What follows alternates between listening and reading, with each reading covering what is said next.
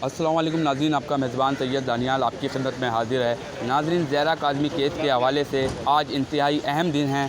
5 सितंबर इंतहाई अहम दिन था। आज ट्रायल कोर्ट में क्या होगा, हाई कोर्ट में क्या होगा, और जो है आज बच्ची के एमएलओ के हवाले से बात की जाएगी। आज जो है मुल्ज़िमान की गिरफ़्तारी जो उनकी हो गई थी, उसके बाद जो है उन्होंने दरख्वास्त दायर की थी, उसके हवाले से भी आज जो है ज़मानत दरख्वास्त भी जो है वो आज उस पर भी जो है फ़ैसला सुनाया जाएगा।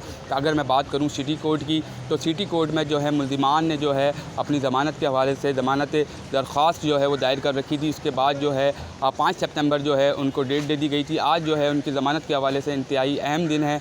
और मैं बताता चलूँ, मुल्ज़िमान ने जो है मुक़विया बच्ची से मिलने की भी जो है दरख्वास्त दायर कर रखी थी। आज इन दोनों जो है दरख्वास्तों पे जो है आज ट्रायल कोर्ट के अंदर इलियास मेमन साहब की अदालत में जो है आज इसका फ़ैसला होना है।